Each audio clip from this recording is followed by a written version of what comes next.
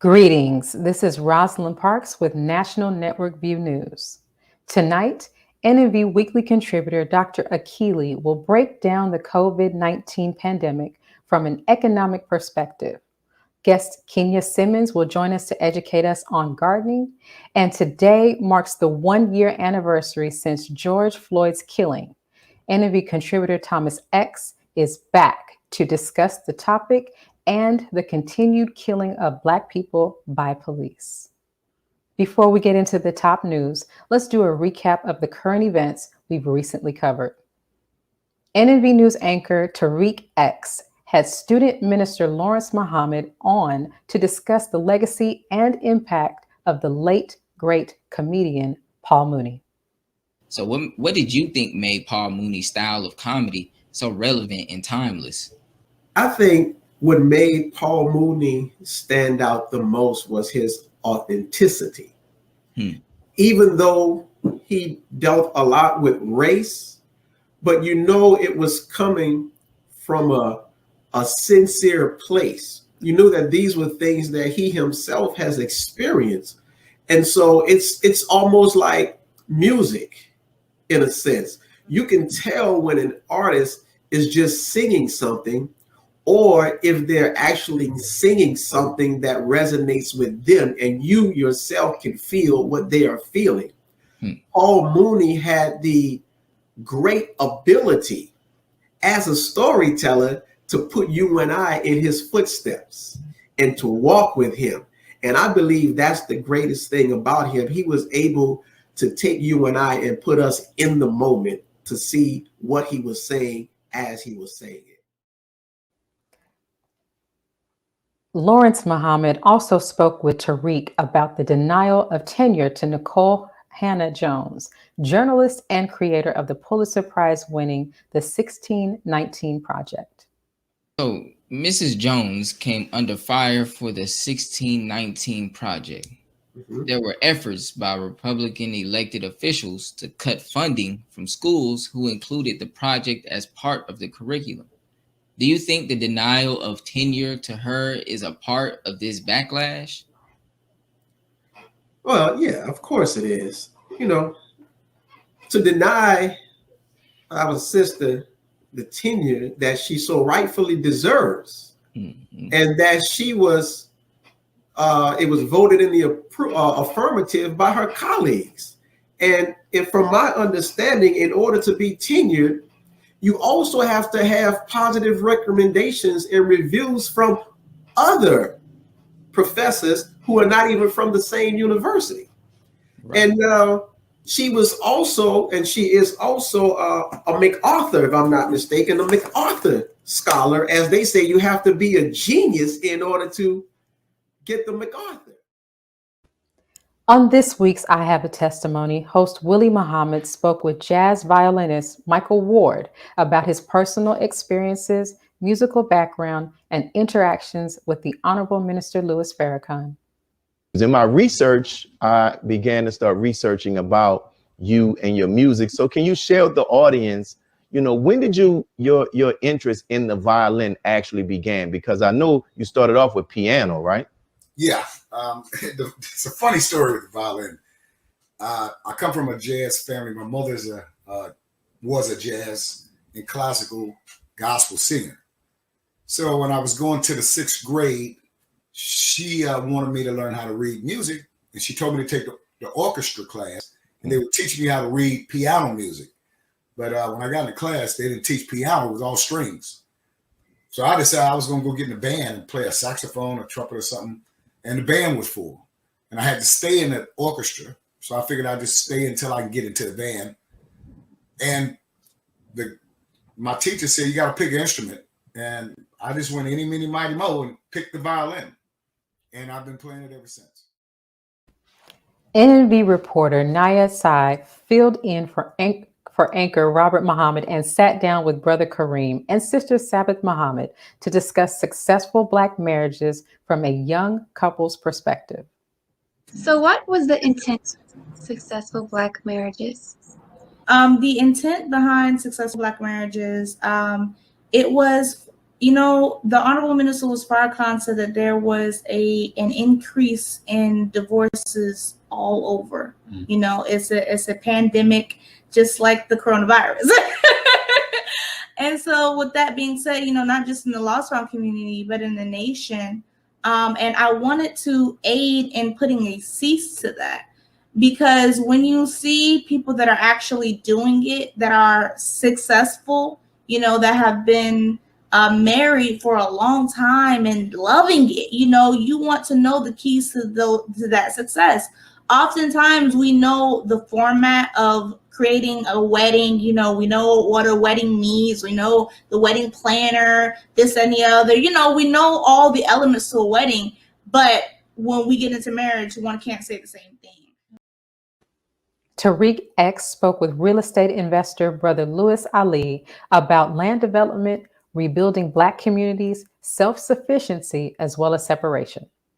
So when you say separation, what do you mean? What steps must we take to rebuild thriving communities and create generational wealth that pushes over to the next generation? Well, the first step is we need a man. I can't say how much that man, the Honorable Minister Louis Farrakhan, means to this movement. Let me say something about image. You know, image is how young Black boys have an imagination. And imagination is how we get a purpose and a will to do something and to be somebody special. And all of the masculine Black male images have just about been destroyed and so slandered that we don't pay any attention to them except the Honorable Minister Louis Farrakhan. And so we want to separate so that we can do something for ourselves. Tariq also had the pleasure to sit down with cryptocurrency investor Vernon Muhammad to discuss the recent market drop in the cryptocurrency industry. So what's new in the world of blockchain technology this week? Actually, there's a lot of new and exciting things that are on the horizon, but as that clip put the focus on, we know that Elon Musk, who is the CEO of Tesla, a few weeks back made the announcement that you would be able to buy Tesla or services through Tesla using Bitcoin. Well, in a sudden change in this past week, he suddenly announced that, oh, well, you know, you're not going to be able to do that with Tesla anymore. You're not going to be able to purchase a Tesla or services using Bitcoin. And a lot of people look at people like Elon Musk, and anything they say, anything they do has a ripple effect. So you had that go on. A lot of people, you know, reacted to what they saw come out, whether it meant something or whether it didn't. You also have to keep in mind the rise of Bitcoin and various cryptocurrencies over the last year. There's a lot of people who made a lot of money. Vernon Muhammad also spoke with us about financial literacy, fluctuations in the market, and building wealth. We know that you offer, you know, a platform where you do give a lot of valuable information on cryptocurrency and financial literacy, etc. There's a big focus on decentralized finance. Now, decentralized finance is a term that we probably, if out of all the terms, we probably want to pay close attention to that. Okay, every one of us is intricately connected to the banking industry. Every one of us has a bank account. Every one of us uses a debit card. You know, wherever we go, there's something that we have to do that travels through a bank. Even if we're just using Square and Cash App and Venmo and whatnot, there is a bank, and the banking industry is connected. Decentralized finance takes the power, takes the money, the profits from the banking institutions and puts them back in the hands of the individuals, which is where it should be, where it should have been all along. Previously, I had guest Jeremy Peaches on and discussed his Fresh Life organic farming business for our Engine of the Nation report.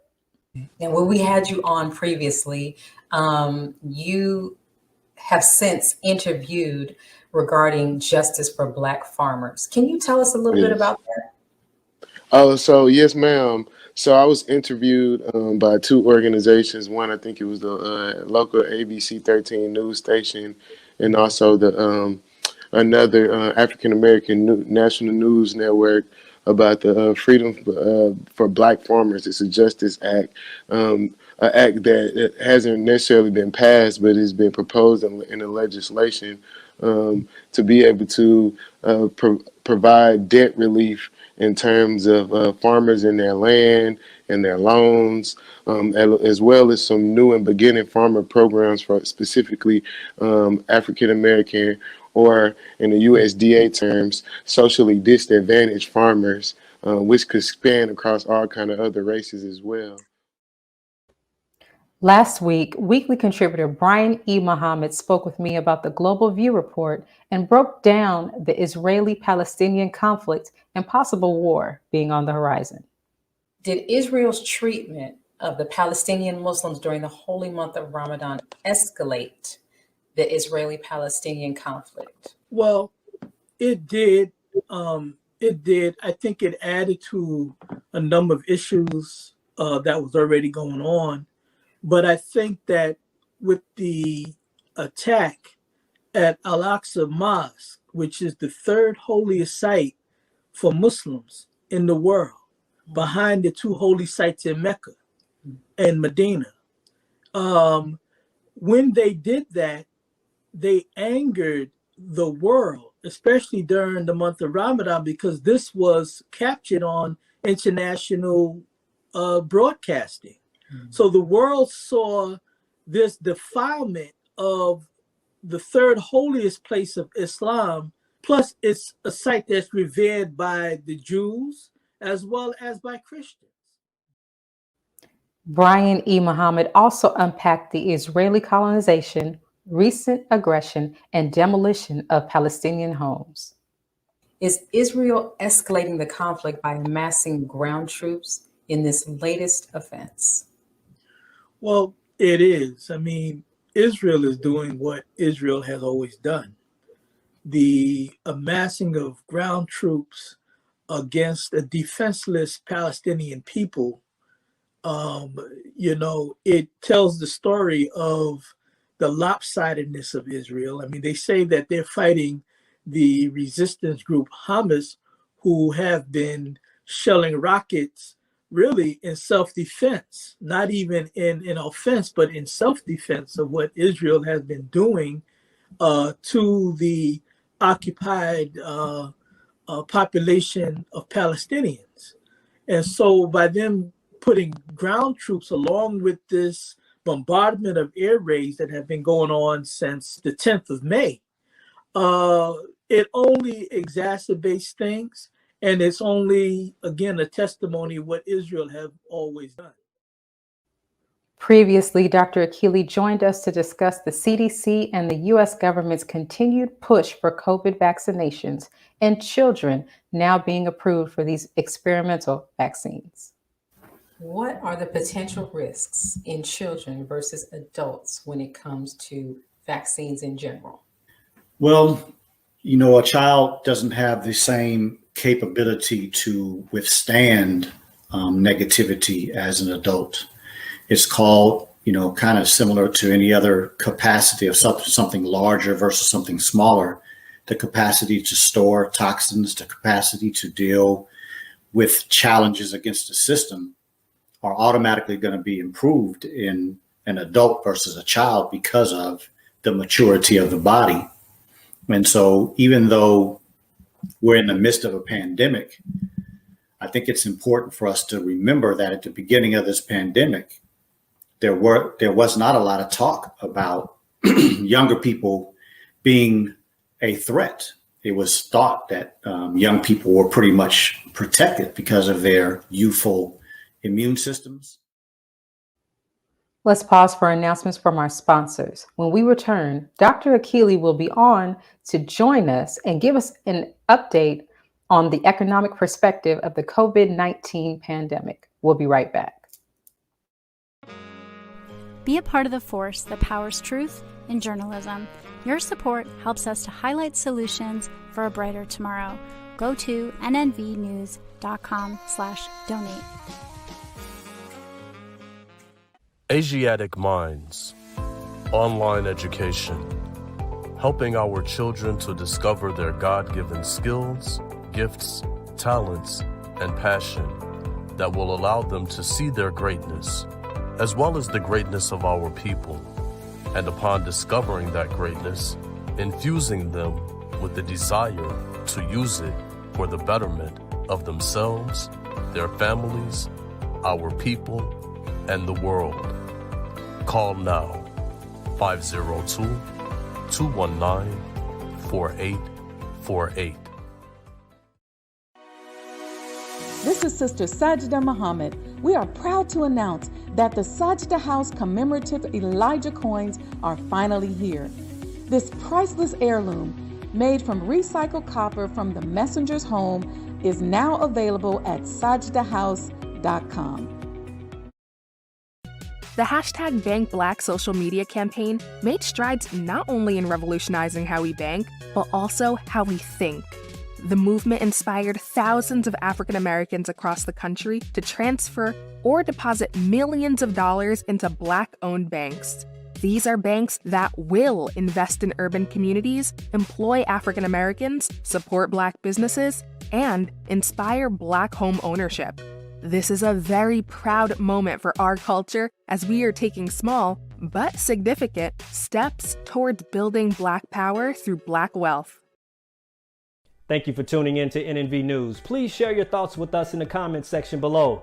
Follow us on social media at NNV News, and please subscribe to our YouTube channel, National Network View. This is Clifton Muhammad with NNVnews.com.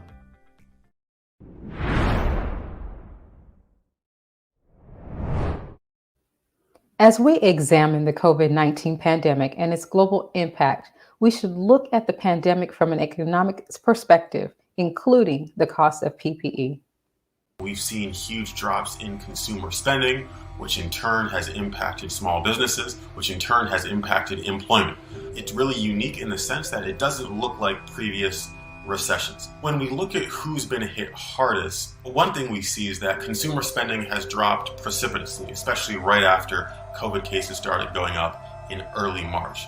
But something we saw is that the drop in consumer spending was most extreme with high-income individuals. So it was high-income families who really stopped spending. And in part, this is because high-income families can self-isolate, they can work remotely, and they're the ones who are really not going to their local restaurants, local bars, and local small businesses. Usually these higher-income communities are somewhat buffered from these economic shocks. But in this case, it's actually those low-income workers who are working in these high-income communities who are facing the biggest brunt of this crisis. Joining us is Dr. Akili Muhammad. Greetings, sir. Ma'am, how are you? Great, great.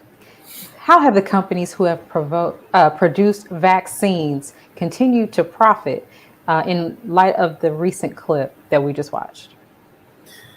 Yes, I think it's we need to note the fact that in general, a lot of the physicians around the country that actually do immunizations in their offices, they get their vaccinations from either state or city organizations. And so there's this ideology that there's not a lot of money in the vaccination part of pharmaceutical companies. But I think what we have seen with the reports is that the stock market numbers, as far as especially the ones that we've been hearing about, Pfizer, Moderna, biotech, these companies, their stock market prices have soared. And so that's one aspect that the pharmaceutical companies have made plenty of money, but also the hidden understanding is that there were big chunks of money given to these companies when they were producing these vaccines from different governments from around the world. And so, you know, there's not really this idea that because you have all of these free vaccine sites in America, and there's some in other parts of the world, people have an idea that, okay, since it's free, there's not a lot of money being made, but that's just not accurate information. There has been a lot of money that has been exchanged from governments to these companies. And, you know, one of the great questions that you have asked me previous was, you know, if things start to go south, is it possible that they would stop these vaccines because of the problems that they're causing? we're talking about billions of dollars, and also 9 new billionaires being produced from these actual vaccine companies. Yeah. It's very unlikely that people are going to stop, halt, or even slow down vaccinations because of how much money they are producing. And what estimates are there for medical expenditures during this pandemic? Yeah, there's not a lot of information I think that's very exact, because there's so many speculations and there's so much information that are saying it's hard for them to actually calculate. But the information that I did find is that there was somewhere in the realm of 4 to 10% increase in expenditures just during this pandemic. And of course, when you're talking about percentages, it's hard to really get a grip on exactly what that means. But the medical community was overwhelmed, even with that just 4 to 10%, because they were having a very difficult time just keeping up with the expenditures from the medical problems that are still leading, as far as heart attacks and strokes and cancer and things of that nature. It's very difficult for them to keep up with that. And so when you add on 30 plus million cases here in the United States, and then hundreds of millions of cases around the world, that has a tendency to put a little more pressure on the system that wasn't prepared before. Okay. What, if you know this, what has been the estimated cost of PPE equipment? Yes, well, in the United States alone, it was estimated around $7 billion. And in the global market, I couldn't find any information to give me even an estimate. But $7 billion just for this country, that's quite a bit of money. And we're just talking about mostly expenditures for hospitals and urgent care centers and doctors' offices and things of that nature.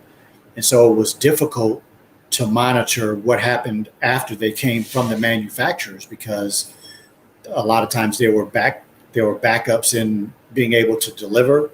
There were companies that were offered an ability to be part of the process and then removed because they couldn't do it fast enough. So there's a lot of confusing information out there. But I think when you take in consideration of how many people, general people, were looking for places to buy masks and to do other things to protect themselves, that $7 billion may be a really small number when we're looking at things globally.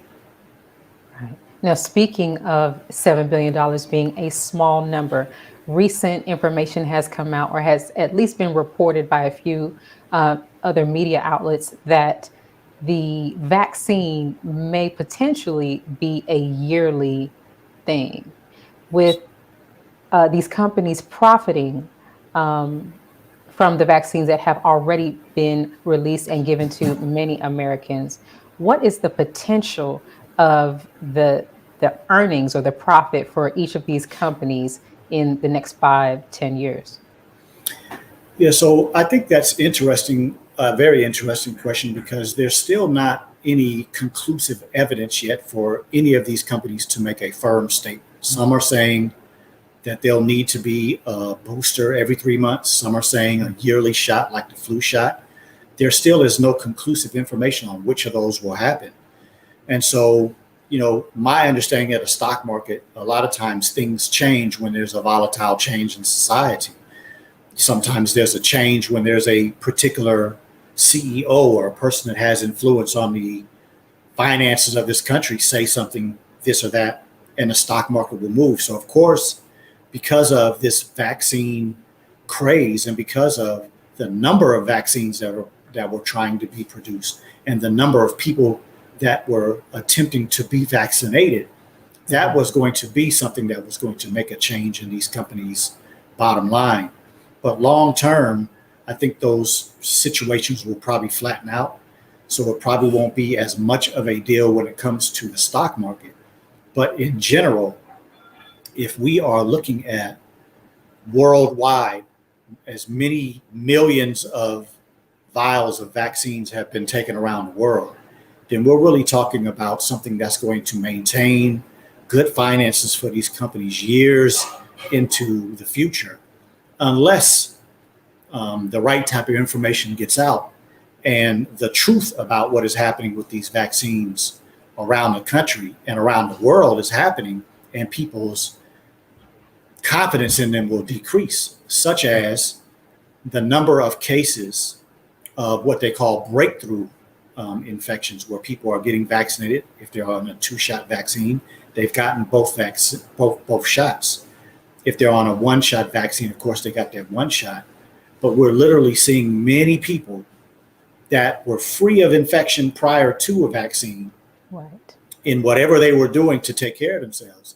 But then once they got the vaccine, they wound up getting the infection. And then many people, of course, are having the side effect problems or the adverse events from the vaccine after the 2nd shot, or a couple of weeks after they get the single shot. And so if those type of honest answers are coming to the public, then I think that the concern for getting vaccinated will increase. The people that will lend themselves to getting vaccinated will go down. And if that is true, if that happens, then these companies might see a severe downturn in their profits. Now, if you look on social media these days, you will see, of course, many people for the vaccine and many people against the vaccine. One of the things that I've noticed personally is that those against the vaccine have mentioned that everything is COVID.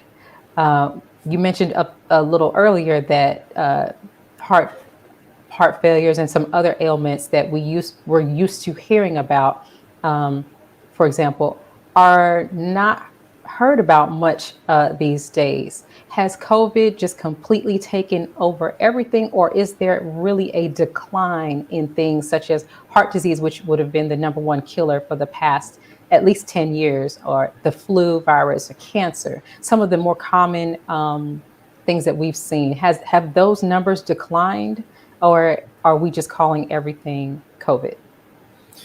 Well, I would say that when it comes to the flu, that's the only thing statistically that has proven had lower numbers than previous years.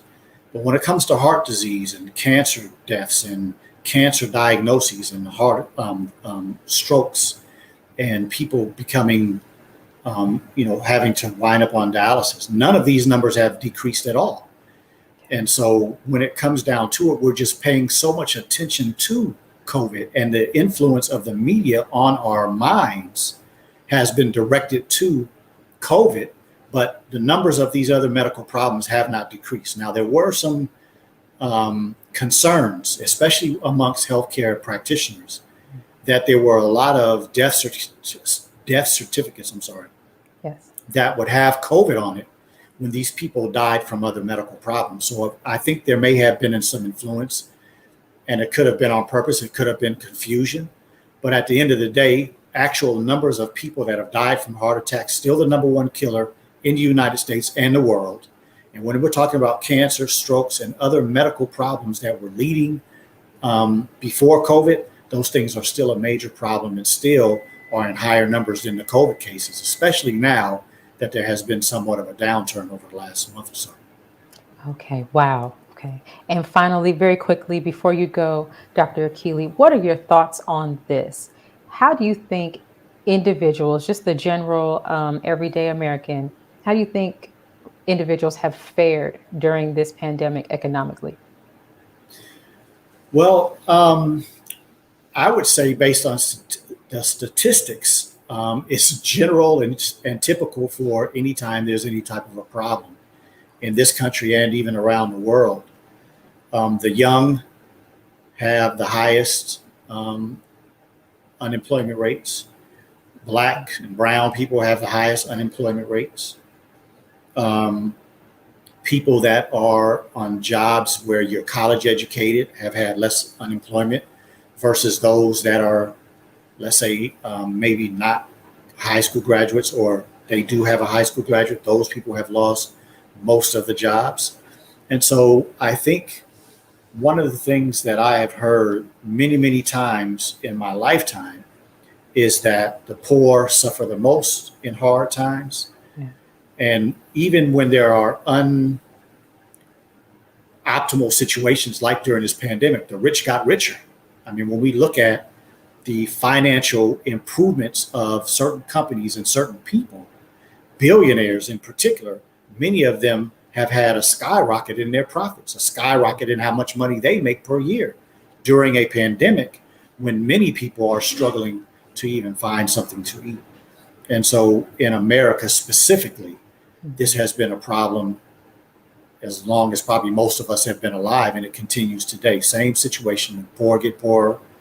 The darker people are usually wind up in the worst situation. And typically those that are rich continue to get richer and continue to enjoy whatever they have, the benefits that they have, without sharing with those that are less fortunate. That's right. Thank you, Dr. Akili, as always, for your insight. We look forward to speaking with you again next week. Thank you very much, ma'am. Yes, sir. Let's pause for announcements from our sponsors. After the break, Thomas X will be joining us to discuss the anniversary of the murder of George Floyd and its impact on America. We'll be right back. Be a part of the force that powers truth in journalism. Go to nnvnews.com/donate.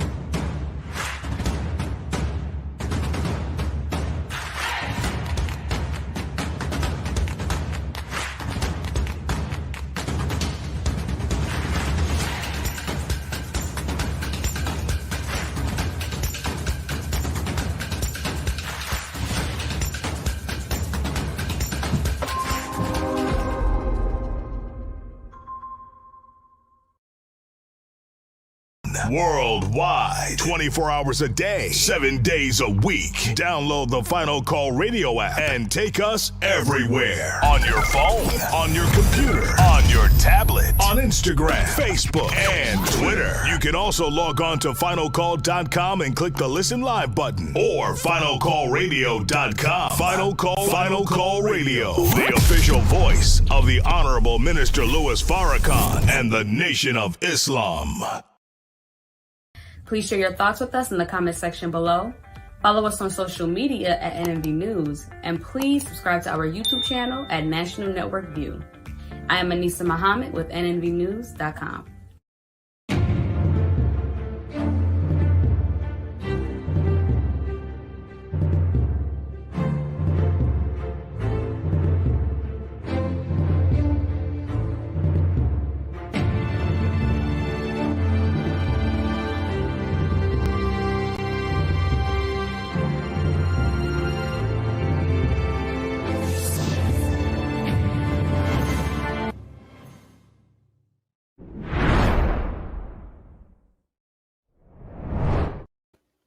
Today marks the first anniversary of George Floyd's murder.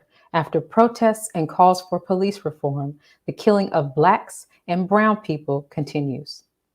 We're at the corner of this church parking lot, which behind me is at Cup Foods. The gas station is right to my right here. When we pulled up, it was a makeshift church ceremony. Things were pretty peaceful. It was very chill. But very quickly, you're reminded that this is an autonomous zone, and everything from traffic enforcement to even road repairs are being handled by the community here. There's a gentleman who's actually been going around patching potholes in the street, which is something that was not happening this time last year. So it's definitely a different tone from when we were here this time last year. But overall, this morning and leading into tomorrow, it's been pretty quiet. And Alex, I know you were also there covering the Derek Chauvin trial. What's the area been like since the trial ended and Chauvin was convicted? Well, look, so obviously whenever that verdict was read out, there was a sense of achievement, a sense of I don't want to say relief, but some sort of accomplishment for all the rallies and all the things that the folks here have been protesting and advocating for. But I will say that there is still very much a focus from the community here on some federal sense of national police reform, and that obviously is something that hasn't happened yet. Joining us to give us further insight on this is educator, Brother Thomas X. Greetings, sir. Greetings. How are you, my sister? Great. Thank you. Today marks the first anniversary of George Floyd's murder, which led to unprecedented marches, social unrest, and calls for police reform. What effect did Chauvin's conviction have on the recent federal indictments against Chauvin and the other officers? Well, I would first like to start off by saying that may Allah be pleased with our brother, George Floyd. And as we are marching in the streets and as we are voicing our frustration online, that Allah also blesses his family with the strength that they need to overcome and find some sense of peace while fighting in the struggle to get justice as well. And as far as the question, the recent convictions, as far as it relates to Chauvin and those who, the other officers that were with him, whose trials have been pushed back for another year, right, back to 2022. They were supposed to be this year in August. But however, those indictments or the indictment on Chauvin's, it just shows the enemy, I would say, that more caution has to be taken. However, there's still no severe penalty that will be given. Because even when Chauvin's got indicted, one of the first things that came up from his lawyers was the appeal. So they're still planning to appeal the manslaughter charges that he was brought up on, which, you know, we seen the video and we see that it was intent murder. Yes. But however, you know, it doesn't do much, you know, as far as the indictment goes. But however, it just puts more of an understanding in the mind of those who are bullying our community. Right. That a little more caution has to be taken. Right. Why do you think it took the conviction of Derek Chauvin before President Biden spoke out against George Floyd's murder? As the saying goes, you don't want to bite the hand that feeds you, right?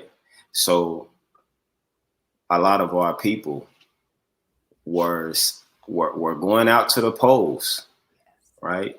Rooting for Biden and his VP, our sister, Kamala Harris, because he was the alternative for the overt, honest about his feelings, Donald Trump. Right. However, there are still some hands that were feeding Biden, in my humble opinion, that Biden didn't want to upset. And also in voicing his opinion or saying something as far as validating that what was done was completely unjust, then it would appear that Biden was being on the side of the very people that put him in office. But however, when Chauvin's was indicted and it became popular to speak against Chauvin's after the indictment, then there you go with President Biden feeling comfortable speaking about Officer Chauvin's after what was done was done. But however, in his quietness, in his silence, we see where he stood as it relates to our community. Or not where he stood, but you know where he stands, because still, you know, to this moment, there's nothing been done specifically for our community as it relates to justice. That's correct. And I'll circle back around to that point in just a moment. I do want to ask you, at least 64 people have died at the hands of police since Derek Chauvin's trial began. Is there a common thread in these killings? It turns out that it happens to be, on average, about 3 people per day. And then not only 3 people per day, but do you know, my sister Rosalind, that majority of these people are Black men or Black males? So studies show that out of the average of these 64, at least 40 are Black people, with the dominant percentage of that 40 being Black males. So Could it be that the police force, or could it be that our enemy? Could it be that those who take an oath to protect and serve our community are striving to continuously reinstill fear inside of the communities in which they're patrolling? Because there's no, you mean to tell me that going through the professional training that the police have to go through, that the only way that you're learning how to de-escalate a problem is to murder those who are involved in the problem that needs solving? You mean to tell me that those who come into the community with heavy artillery, just think about it. You have a vest on, you have a billy club, you have a taser, right? You have a gun, and none of the skills of conflict resolution are being taught in your training sessions. It's only shoot to kill to de-escalate the problem, specifically when it's a Black male or, a Black person in general. But in this case, in most of these 64 deaths, which, as you said, 3 on average per day, yes, majority of them are Black males. So, the message that is being sent, in my humble opinion, is, a message of reinstilling fear. Right. And reinstilling fear, or would you say that this could potentially be seen as retaliation for the conviction of Derek Chauvin? Possible retaliation, that's possible. But even in that retaliation is the reinstilling, and for those who do not have that fear, the installation of that fear, right? Because just thinking about 64 people since the case began, the indictment was March 29th. So from March 29th, you have April and May. That's 2 months, not even a full 2 months, because today's only the 25th. Mm-hmm. So in nearly 2 months, 64 people. Now that's excuse my language, but that's a hell of a retaliation method. So I think it's a little bit more than retaliation. It's retaliation mixed with wanting to dominate the mind with fear, so that the cry for justice and the activity that we're beginning to speak about engaging in will be impeded by the fear that's installed in the minds of particularly Black people, specifically Black men. Right. Now, very quickly, before we go to break, I want to ask you, we've thrown out some statistics already. Here are some more. Blacks account for about 13% of the US population, and we are killed by police in disproportionate numbers. We mentioned earlier President Joe Biden's hesitation, I would say, to speak out about George Floyd's murder. Recently, we have seen in the news, and it's law now, there has been signed into law, put into law for our Asian brothers and sisters. Mm-hmm. Yes. Something to counter that. Mm-hmm. Do you think we will ever see anything in writing in regard to Black hate from the US government? Man, that is a beautiful question, Sister Rosalind. However, my teacher, the Honorable Minister Louis Farrakhan, has a teacher by the name of the Most Honorable Elijah Muhammad, who has given us supreme wisdom from Master Fard Muhammad. And the Most Honorable Elijah Muhammad stated that the 6 words that are the foundation for the teachings in which he was given by Master Fard Muhammad is to accept your own and be yourself.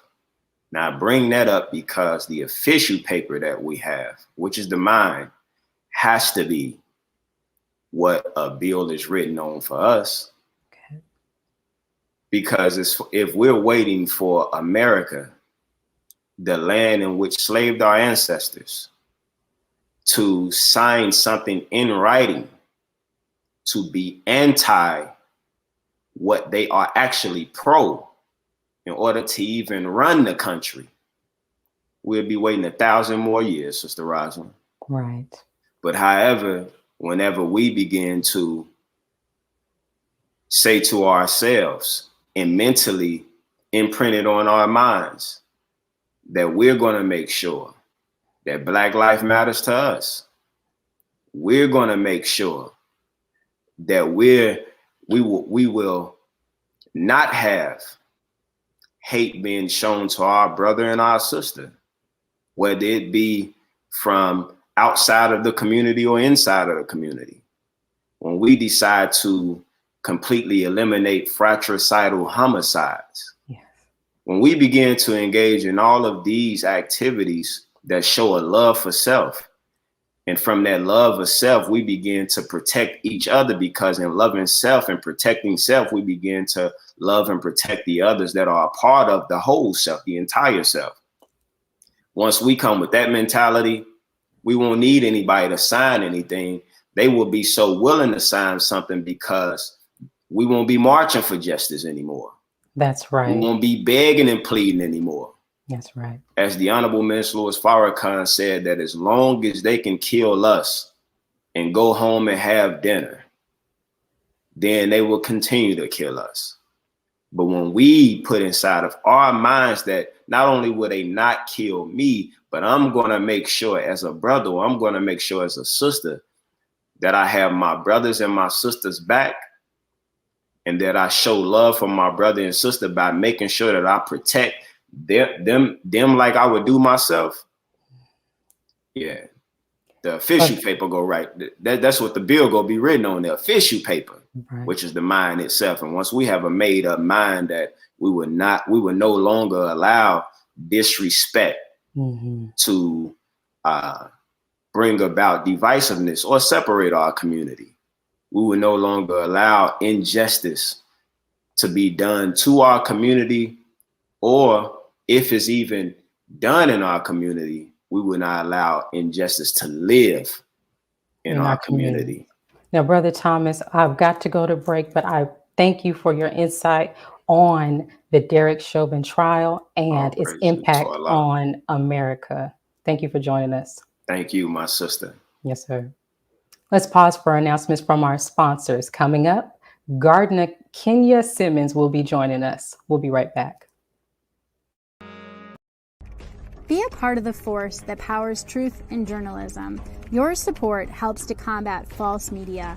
Cash App NNV News. Greetings from National Network View.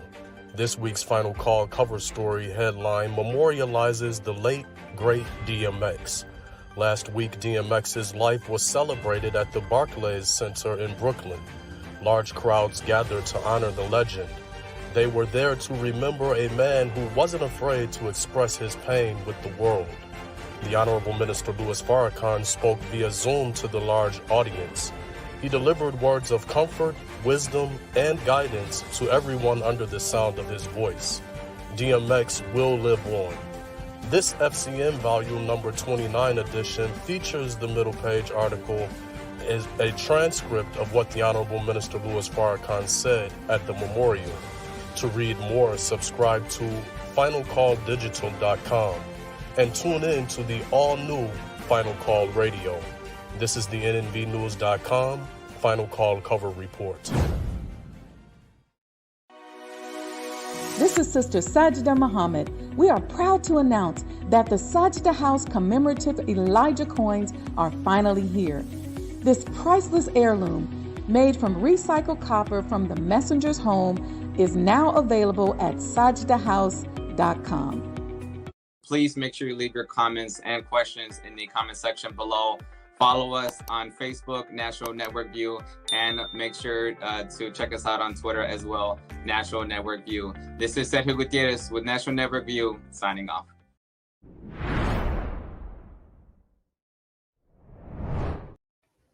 Khinya Simmons, a gardener from Birmingham, Alabama, has grown significantly since our last interview.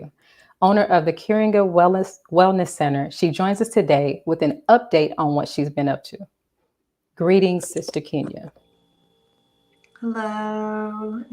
Hi. Thank you for having me. Thank you for joining us again.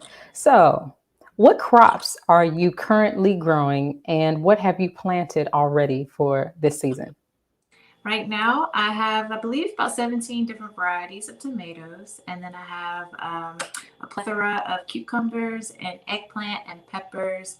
And my pride and joy this year is some corn that I got from the Navajo reservation. My aunt, she grew up on the reservation and she wanted the corn to live on.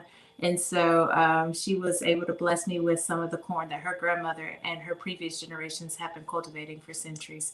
So that is my pride and joy this year to get that started. And I'm excited to share that with everyone. Perfect.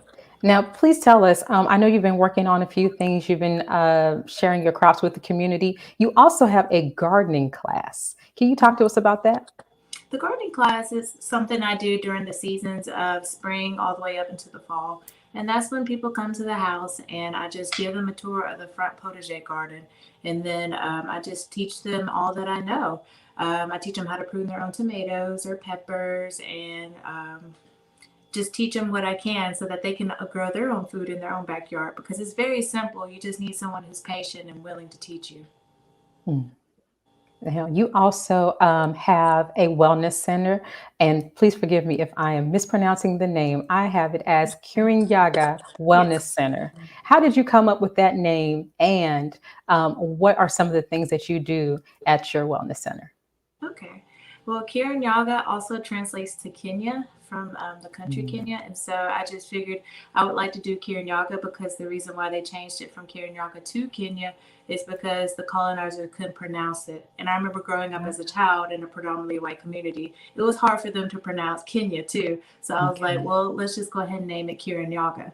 And at the wellness center, we do massages because I'm a massage therapist as well. And I believe in holistic health.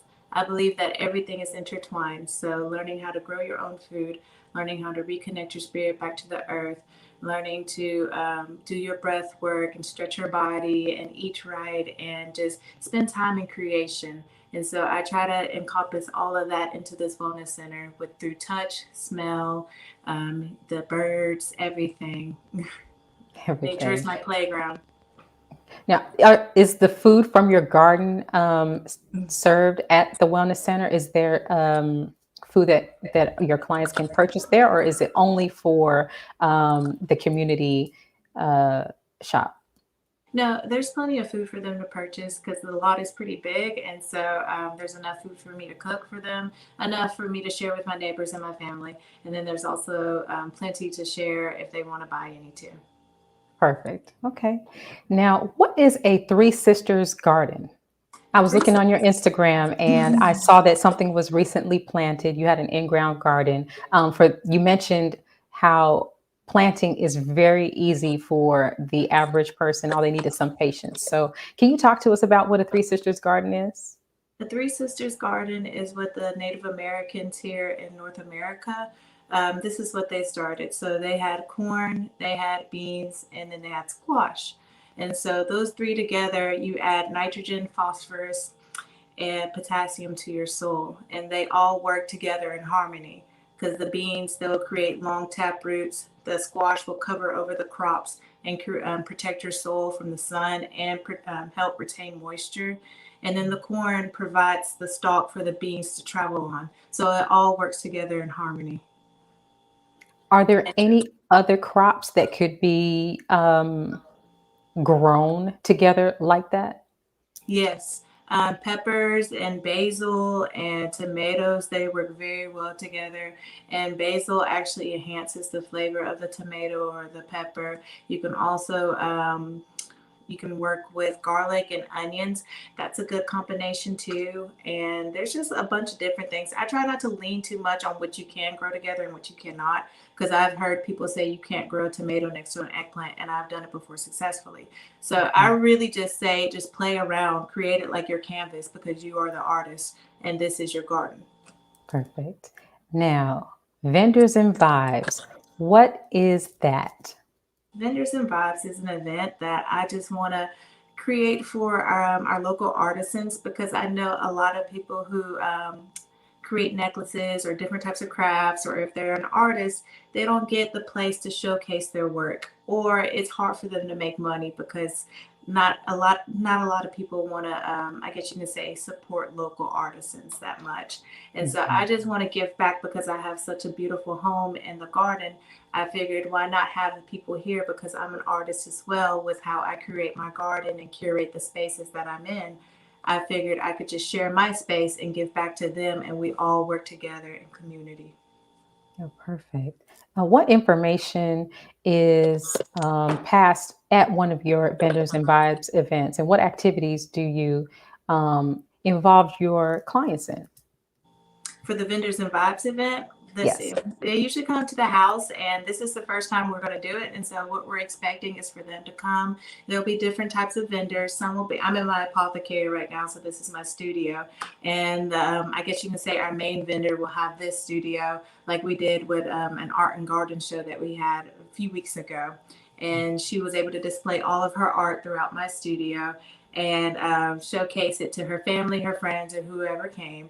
But that's pretty much what we want for people at the Vendors and Vibes. We want the vendors to make money, and we want for the customers that come in to just enjoy a different experience than what they have in their mundane lives.